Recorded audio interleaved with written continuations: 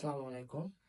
তো আজ যে টপিক নিয়ে কথা বলবো তা হচ্ছে বাংলাদেশে হিন্দু ভাইরা বোনেরা খুব কষ্টে আছে, তারা সুখে নেই, তাদের কে অত্যাচার করা হচ্ছে, উৎপাত করা হচ্ছে।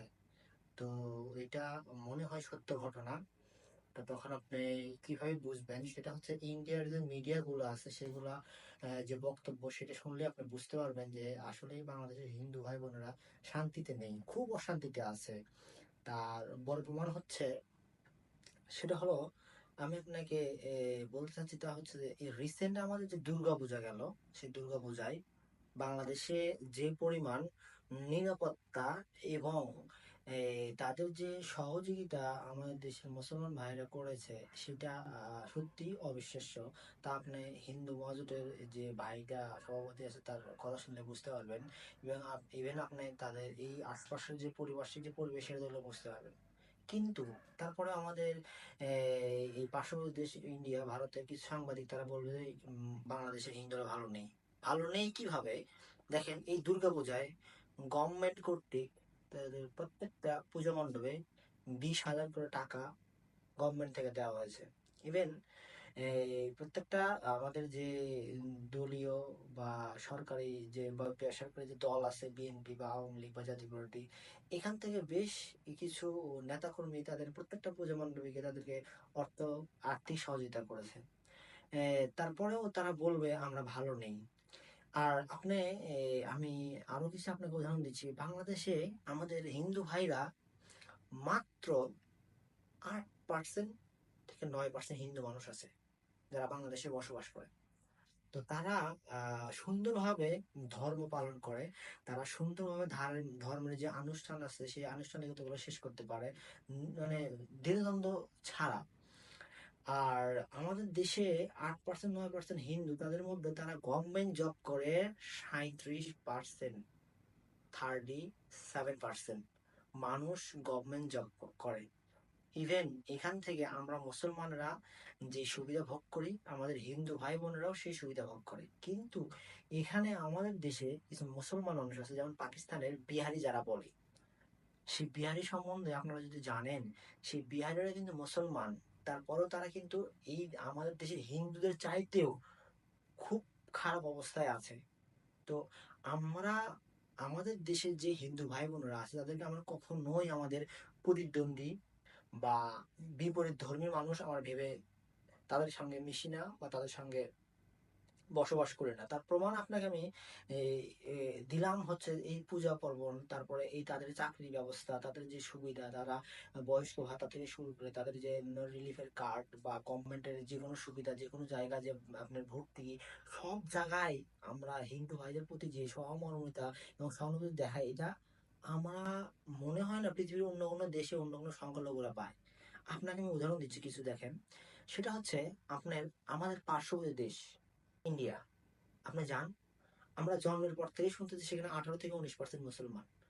ইভেন তাদের যে দেশগুলো, মুর্শিদাবাদ, রাজস্থান, হায়দ্রাবাদ, নিউ দিল্লি, এই অঞ্চলগুলো এক সময় মুসলমান অধ্যুষিত এলাকা ছিল। যে মুসলমান রাজারা ছিল, আপনি দেখেন সেই দেশে মুসলমানরা 18 থেকে 19% মুসলমান হওয়ার পরেও তারা গভর্নমেন্ট জব করে মাত্র 1.75%। যেইখানে আমার দেশে মানুষ 8 থেকে 9% হিন্দু হওয়ার পরে তারা 37% মানুষ গভর্নমেন্ট জব করে। ইভেন পলিটিক্যাল যে জায়গাটা, গভর্নমেন্ট বা মিনিস্ট্রি বা সরকার ব্যবস্থা, আপনি সেখানে গিয়েও দেখেন মন্ত্রী, মিনিস্টার, ইভেন এমপি, উপজেলা চেয়ারম্যান অ্যাভেলেবল আছে যারা নেতৃত্ব দিচ্ছে আমাদের এই সমাজে। কিন্তু আপনি ইন্ডিয়ায় গিয়ে দেখেন, সেখানে নেতৃত্ব দেওয়াটা দূরের কথা, তার গভর্নমেন্ট চাকরিতে গিয়েও তারা অনেক ভাবেই সেখানে ডমিনেট হচ্ছে, সেখানে মুসলমানদের জায়গা নেই। তো আর একটা কথা হচ্ছে যে সেখানে তারা ধর্ম পালন করবে দূরের কথা, তাদের মসজিদ ভেঙে, শহরে মসজিদ ভেঙে মন্দির করে দেওয়া হচ্ছে। কিন্তু আমাদের দেশে কিন্তু একটা মন্দির ভেঙে মসজিদ আমাদের দেশে মুসলমানরা করেনি। তারপরেও যদি বলে যে হিন্দুরা ভালো নেই বাংলাদেশে, আপনি একটা জিনিস দেখেন, ইন্ডিয়াতে একটা মুসলমান যদি গরু জবাই করে তাদের নির্দিষ্ট জায়গা বা এরিয়া ফিক্স করে দেওয়া হয়। আমাদের দেশে হিন্দুরা পূজা করার জন্য কোনো জায়গা আমরা ফিক্স করে দেই নাই, মুসলমানরা দেয় নাই, এদেশের প্রশাসন দেয় নাই, তারপরেও বলবে যে হিন্দুরা ভালো নেই। এটা আপনার এক প্রকার হচ্ছে এই আমাদের পার্শ্ববর্তী দেশ, এরা হচ্ছে আমাদের দেশটাকে সবসময় অস্থির রাখার একটা মানে নিনজা টেকনিক বলা চলে। আমাদের দেশে যে হিন্দু ভাইরা আছে, আমরা বলবো এই হিন্দু ভাইরা শুধু তাদের এই অজুহাত দিয়ে বা পার্শ্ববর্তী দেশের যে মিডিয়া এই অজুহাত দিয়ে দেশটাকে আমাদের দেশটাকে কুক্ষিগত করে রাখা এবং আমাদের দেশটা অস্থির করে রাখার যে মূল উদ্দেশ্য বা মূল কৌশল, এটা আপনাকে আমি বোঝাতে চাচ্ছি। যে হচ্ছে দেখেন, বাংলাদেশের যে প্রত্যেকটা হিন্দু ভাই বোন আছে, সেই হিন্দু ভাই বোন গুলো কিন্তু আমাদের দেশ থেকে কখনো মনে করেন যে অত্যাচারিত হয়ে পালিয়ে যায় নাই। তারা কিন্তু এখান থেকে পালিয়ে গেছে কখন, এই দেশের রাষ্ট্রে তারা চাকরি করছে বা ব্যবসা করছে, করার পরে তারা টাকাগুলো, সবগুলো টাকা কিন্তু আস্তে আস্তে তারা ইন্ডিয়ায় নিয়ে গেছে। নিয়ে যাওয়ার পরে তারা এখান থেকে কিন্তু পরবর্তীতে ওখানে পালিয়ে গেছে। ইভেন পরিবারের সবগুলো ছেলেমেয়ে আস্তে আস্তে পার করে তারপর চুরি করে চলে গেছে। তারপরে তারা বলবে যে আমরা তাদেরকে কখনোই তাদেরকে মানে এই সুবিধা দিচ্ছি না, জায়গা দিচ্ছি না। তাদেরকে এত সুবিধা দেওয়ার পরেও তারা বলতেছে সুবিধা পাচ্ছে না। কিন্তু আমাদের এই হিন্দু ভাইরা কিন্তু কখনোই, তারা কিন্তু এই দেশের সংখ্যালঘু, তারা নিজেরা মনে করে, আমরা মনে করি না। তারা এই দেশে সংখ্যালঘু হওয়ার পর তারা কিন্তু ইন্ডিয়াতে যে মুসলমানদের প্রতি যে সংখ্যালঘু, সংখ্যালঘু একটা শ্রেণী বলা চলে, সংখ্যালঘু একটা জাত বলা চলে, সংখ্যালঘু একটা নাম বলা চলে। পৃথিবীর যেখানে যে ধর্মের মানুষগুলোই সংখ্যালঘু হোক, তারাই সংখ্যালঘু। কম যারা তারা সংখ্যালঘু, যে ধর্মরই হোক। কিন্তু আমাদের দেশের এই হিন্দু ভাইরা কখনোই কিন্তু ইন্ডিয়াতে মুসলমানরা যারা নির্যাতিত হচ্ছে তাদেরকে নিয়ে কথা বলে না, কারণ তারা সংখ্যালঘু। আমিও এই দেশে হিন্দু, মানে হিন্দু খালি যদি মনে করতো আমিও হিন্দু এই দেশে, তাহলে তারাও তো মুসলমান ওই দেশে, তারা ওই দেশের সংখ্যালঘু, আমরা এই দেশের সংখ্যালঘু। তাহলে কাশ্মীরে মানুষ মারা যাচ্ছে, আমি বাংলাদেশে হিন্দু হয়ে ভালো সুস্থ আছি, তাহলে আমি এই দেশে হিন্দু হয়ে তাদের পক্ষে হয়ে তারা কথা বলা উচিত ছিল। যে তারা সংখ্যালঘু, যে তাদের অত্যাচারিত নিপীড়িত হবে কেন? নো, তারা কথা বলেনি। আমাদের দেশে কিছু নেটিজেন আছে, যেমন ধরেন নিজম মজুমদার, তারপরে এই আরো ধরেন আরো যেগুলো আছে, তারা কিন্তু কখনোই এই টকশোতে এসে এই পাকিস্তান বা ইন্ডিয়ার বা এই প্যালেস্টাইনের এই দেশের মানুষগুলো, এই দেশের মুসলমানদের, এই সংখ্যালঘুদের নিয়ে কখনো কথা বলে না। কারণ তা থেকেই থেকেই বোঝা যায় যে বাংলাদেশের হিন্দুরা সংখ্যালঘু পরিচয়ে বসবাস করে না, তারা বাংলাদেশের নাগরিক পরিচয়ে বসবাস করে। শুধু এখানে আমাদের দেশের এই ধরেন দেশটা অস্থিতিশীল রাখার জন্য ইন্ডিয়ার এটা একটা কুচক্রী চাল। তো আমরা যদি বাংলাদেশের হিন্দুদেরকে সংখ্যালঘুই মনে করতাম, তাহলে তাদের জমি জায়গা সবকিছু দখল করে নিতাম। হ্যাঁ, তাদের জমি জায়গা দখল হয় নাই, হয়েছে। সেটা কি করেছে? যে আওয়ামী লীগ সরকারের পক্ষে নিয়ে আওয়ামী লীগ বলে যে আমাদের একটা ভোট ব্যাংক আছে, হিন্দুরা হচ্ছে আওয়ামী লীগের ভোট ব্যাংক। তো তারা ক্ষমতায় ছিল, ক্ষমতা থাকার পরে তারা সেই আওয়ামী লীগের নেতা কর্মীরা, আওয়ামী লীগের যে বড় বড় পলিটিক্যাল লিডার, তারা কিছু মানুষ তাদের জমি দখল করেছে। আপনি একটা বাংলাদেশের একটা আলেম বা একটা মুসলমান, খাঁটি যে মুসলমান, তাদেরকে দেখাইতে পারবেন না যে তারা একটা হিন্দুর বাড়ির বা ঘরের একটা খুঁটি পর্যন্ত নিয়ে আসছে, এইরকম কোনো প্রমাণ নেই।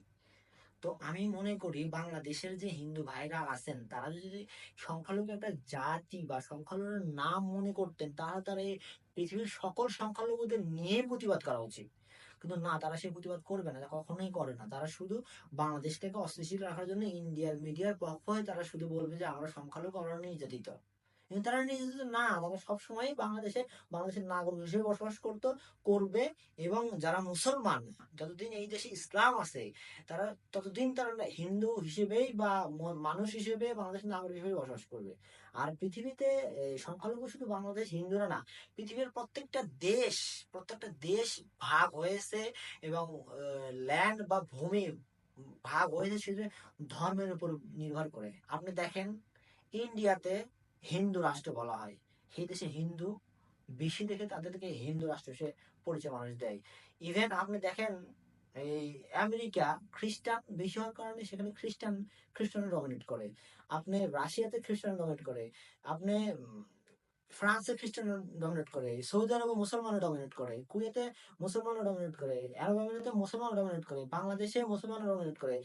কিন্তু আপনি দেখেন খ্রিস্টান দেশগুলোতে যারা ও খ্রিস্টানরা বা অমুসলিমরা যেখানে ডমিনেট করে বা দেশ শাসন করে, সেখানে মুসলমানদের প্রতি নির্যাতন হয়। আপনি দেখেন হিন্দুরা ইন্ডিয়াতে মুসলমানদের নির্যাতন করে, আপনি এই আমেরিকাতে খ্রিস্টানরা মুসলমানদের নির্যাতন করে, কিন্তু বাংলাদেশে আপনি দেখাতে পারবেন না হিন্দুদের উপর নির্যাতন হলো। এটা অযথা এবং একদম পুরোটাই মিথ্যা একটা অপপ্রচার। সবাই ভালো